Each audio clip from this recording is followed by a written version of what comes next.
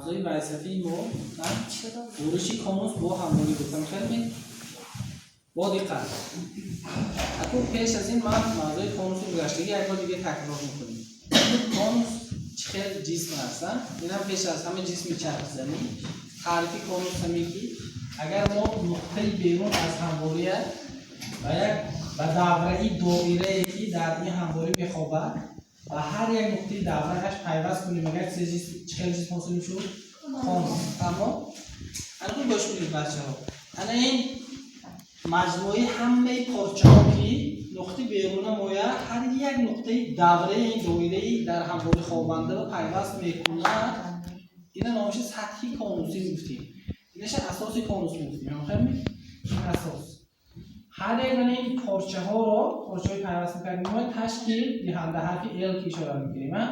این نقطه بیرون از همواری خوابنده رو خله کانوس میگفتیم. درست میگم؟ خیلی این وای درسم بود. اکنون این روزه درسم یعنی برش کانوس به همواری چه؟ پیش از همه بچه‌ها ببین ما برش رو می‌بینیم که از خله گذره و کانوس مثلا تیری کانوس در بر گیره. از خله گذشته تیری کانوس چوکنه در بر گیره. این خیلی وقت انده برش انده و ما سه حاصل می‌شفتیم سه اونجایی برابر پهلوه. برای چی برابر پهلوه؟ برای اونکه کانوسی راست است. کانوسی راست انده همه تشکیل دهنده ها و هم چیزه برابر هر دو طرف برابر. این طرف سیوم اگه از بس که تیری کانوس در بر میگیره دو رادیوس رو برابر یا که دیامتر به سه برابر. فهمیدید من؟ این تئرم 14 بیان شده است. تئرم 14 میگه که برش کانوس به همواری که از کل میگذرد و اساس میبرد این سه کجی برابر پهلو است. فهمیدید من؟ اگر شرط نیه که این تیری کانوسی رو در بر گیرد میتواند کانوسی ما از کل همواری ما از کل گذرد و اساس من این دو تا نقطه میبرد مثلا این وقت با سه کجی برابر پهلو طرف‌های پهلویش ال و تشکیل دهنده ها برابر لیکن اساسش خورده. تمام؟ اساسش چیزه؟ خورده.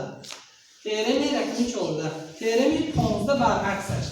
نگاه کنید بچه‌ها بگذارید همواری باشد که کانوس رو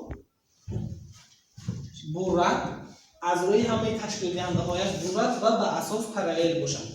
به اساس چه باشد؟ پارالل. این همواری اساس با یکی دیگه می همواری کانوس ما بورداست همواری برنده همواری الفا همواری اساس همواری بیتا همواری برنده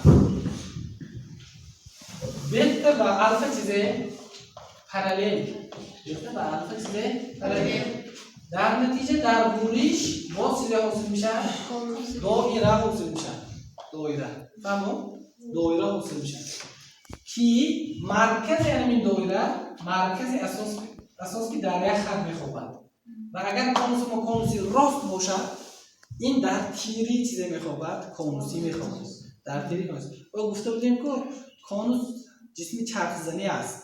جسم های چرخزنی خاصیتی اساسیشون همینه که بها تیری چرخزنی دارن. گفته بودیم کانوسی راست تیری چرخزنیش همواره به پرپندیکولار بود. فهمیدیم؟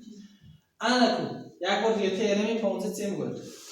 برش کانوس به همواری که با همواری اساس پارالل است در برش حاصل میشه دایره حاصل میشه که مرکزش در تیری کانوسی میخواد یا مرکزش با همواری مرکز اساس در یک تیر میخواد.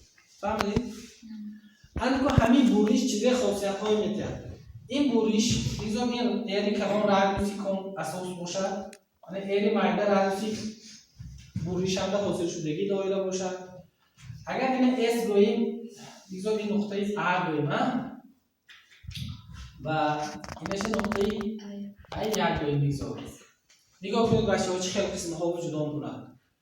همه وقت برش پاراللی به اساس کانوس قسم‌هایی به هم متناسب وجود دارن. قسم‌هایی به هم متناسب. من مثلا SA1 نسبتش SA برابر میشه چیزه؟ یعنی مایده که نسبتش به کلام و غیره ها. این عشر مویم بلندی مویم قسم های متناسب جدا میکنند. او1 مثلا اس او یک تقسیم اس او. اگر برعکسش نهایی چپا کنید کسرهای اجازت کو با همش برابر میشه. اون توش بگیریدم SA1 تقسیم SA. یعنی نگاه کنید اینش کانوس چی مایده یک اینش کانوسی کلام. خیلی دو تا کانوس به هم مانند، همه وقت مانند. چگونه که کانوس نباشد کانوس به کانوس مانند میشه. و شرطی که هر دوشون کانوسی راست باشد. و شرطی که هر دوشون چی باشد؟ کانوسی راست باشد. پس این کانوس ها که مانند باشد کوفیشنتی مانند دیده. مثلا این کانوسی ماننده هم مراتب کلام کنیم همه علاوه‌اش کانوسی کلام زیر میشه حاصل میشه. همین کای یافتن به نه این نسبت میگیرید. نه نسبت. بغیر از این این نسبت ها ما به نسبت کوادرات همین نسبت ها به نسبت مساحت اساس ها برابر. مقصد اساس ها گفتگیم هر دو این دایره ها برابر. فهمیدن؟ یعنی که S مثلا دایره مایده که S1 گوییم بیتون مساحتش هم دایره کلان S گوییم بگذار مساحتش این چیزی برابر SA1 تقسیم SA در کوادرات. فهمو؟ و با من این ماندگی هاشم همش کوادراتش میشه برابر نسبتی مساحت هاش. فهمیدیم؟ این تئرم 14 بود و خلاصه های کوتاهی که از آن برآورده بودیم. فهمو؟ تمام.